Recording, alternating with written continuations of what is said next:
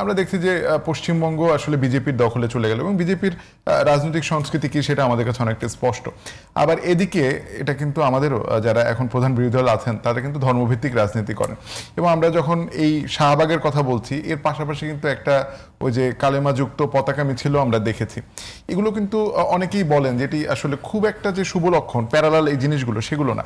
হাসানুর রহমান, আপনি বলবেন যে ধর্মীয় উগ্রবাদের যে উত্থানের শঙ্কা অনেকে করেন যে, এবং আপনি যখন ঘরের পাশে এরকম একটা উগ্রবাদী রাজনীতির পদচারণা থাকে তখন সেই শঙ্কা আরো বেশি স্পষ্ট হয়। ওই জায়গা থেকে আমাদের যেহেতু শঙ্কার সংঘাত নিয়ে কাজ করছি, এই বিশ্লেষণটা শুনতে চাই যে এটি কোনো দিকে মানে ধাবিত করে কিনা। ধর্মকে ব্যবহার করতে পারবেন না এইসব কারণে। আপনি ধর্ম আপনার কখনো এইসব কাজ করতে বলে নাই। আমার ইসলাম ধর্ম এটা নাই।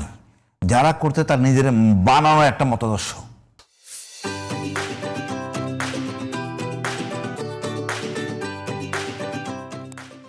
এখন কালো পতাকা লাগালেন, আমি যখন ধরে বসে কোথায় পাইলেন এই দর্শন? এই দর্শন তো নাই ইসলামে।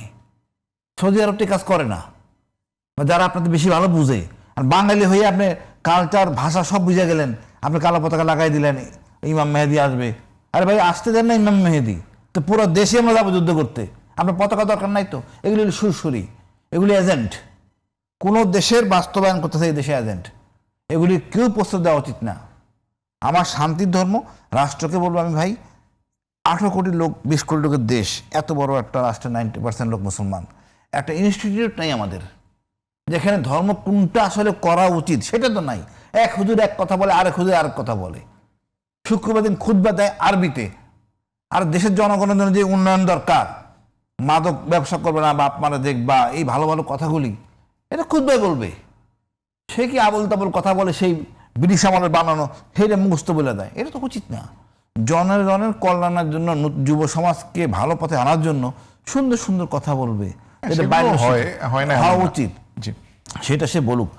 সমাজের উন্নয়নের জন্য এটা খুব দরকার। আমি যে আইডেন্টিফাই করতে পারবো। দেখেন এই কালো পতাকা জিনিসটা খুবই দুঃখজনক। তারা জানে না, বোঝে না। ডিবেট করলে আসতে ডাকেন, ডিবেট করবো। কোথায় তুমি পাইলে এসব আদে জিনিস? কে তোমারে বলছে এটা করতে? তারা বলবে গাজালে হিন্দ। আরে ভাই, 712 খ্রিস্টাব্দে মোহাম্মদ কাসিম গজালে হিন্দ ক্লিয়ার করে ফেলছে। মোগল সম্রাট ক্লিয়ার করে আবার করতে গজালে হিন্দ আসবে? এইসব তো আসলে বাটপারি কথাবার্তা, খালি খালি সুস্বাদু ঝামেলা করার জন্য। ইসলাম এই জিনিস প্রশ্রয় দেয় না। জি, ইসলাম ভাই এমন একটা জিনিস, অন্য ধর্মকে স্বীকৃতি দেয়, তার নিরাপত্তা দেয়। এর চেয়ে সুন্দর মার্জিত ধর্ম কোথাও নাই।